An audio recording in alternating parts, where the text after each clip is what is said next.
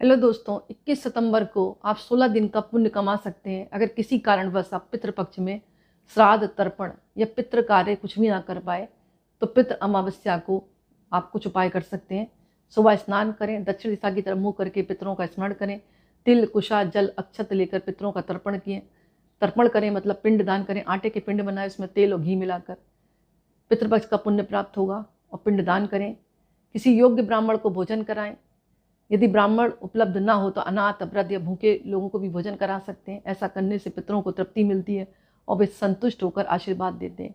ओम पृथ्व्य स्वधा नमः, ओम पृथ्व्य स्वधा नमः 108 बार जाप करें। ओम नमः शिवाय या ओम नमो भगवते वासुदेवाय का जाप करें, पितृदोष से शांति मिलेगी। खास बात यह है, जो 21 सितंबर को सूर्य ग्रहण पड़ रहा है वो भारत में दिखाई नहीं दे रहा, इसलिए आप पूजा पाठ भी कर सकते हैं और श्राद्ध तर्पण भी कर सकते हैं, कोई दिक्कत नहीं।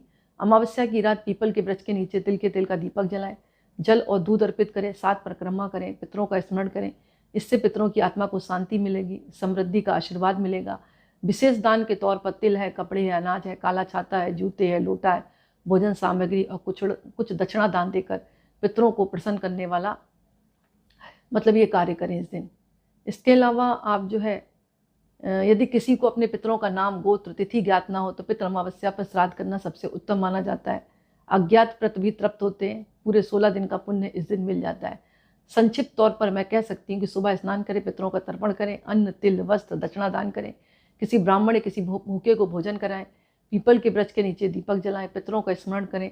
पृतंभ्य स्वधा नमः, पृतंभ्य स्वधा नमः, पृतंभ्य स्वधा नमः, इस तरह मंत्र का जाप करें। क्योंकि जो सूर्य ग्रहण पड़ रहा है वो भारत पर असर नहीं है, इसलिए आप खुलकर पूजा पाठ भी कर सकते हैं और श्राद्ध तर्पण भी कर सकते हैं, इसमें कोई भी दिक्कत नहीं है।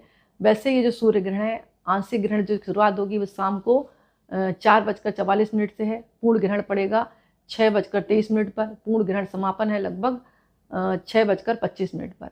आंशिक ग्रहण समाप्त होगा रात 8 बजकर। तो कोई दिक्कत नहीं है, मतलब किसी प्रकार का टेंशन मन में ना लें। अटलांटिक महासागर अफ्रीका के कुछ हिस्सों में दिखाई देगा, भारत में पूर्णतः दिखाई नहीं देगा। मंदिर में भी पूजा पाठ सब कुछ चलता रहेगा, कोई दिक्कत नहीं है। फिर भी अगर मन में वहम है तो आप पूजा पाठ करते रहें, कोई भी असर आपके ऊपर नहीं पड़ेगा।